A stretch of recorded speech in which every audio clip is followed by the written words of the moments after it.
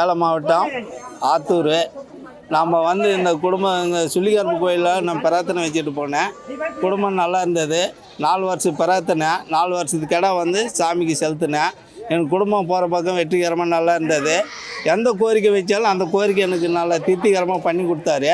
குடும்பமும் நல்லா இருக்குது. எந்த வியாபாரமும் தடையில்லாமல் நடந்தது.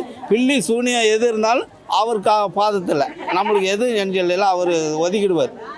அவர் நம்பி வந்திருக்கிறோம். இன்னும் நல்ல குடும்பம் நல்லா பண்ணியிருக்கிறாரு. செல்வாக்காக இருக்குது. எந்த வியாபாரத்தை பண்ணாலும் நல்லா இருக்குது. ஐயா எனக்கு கூட இருக்கிறார். வணக்கம். ஈரோடு மாவட்டம் நம்பியூர் வட்டம் கெட்டிச்சேரி ஊராட்சி சுள்ளிக்கரடு அலுவலகம் வினியப்சி குரு பூஜை விழா ஒவ்வொரு ஆண்டும் சித்திரா பௌர்ணமியொட்டி வழக்கம் போல் நடைபெறும். இந்த வருஷம் அதே போல் மிகச்சிறப்பாக நடைபெற்று கொண்டிருக்கிறது. இந்த வினியப்சி குரு பூஜை விழாவில் என்ன வேண்டுதல் வைத்தாலும் உடனே நிறைவேறும். இந்த கோயிலில் முக்கியமான விசேஷம் கற்பூரம் மற்றும் கெடாய் வெட்டுதல், அதான் முக்கியமான விசேஷங்கள்.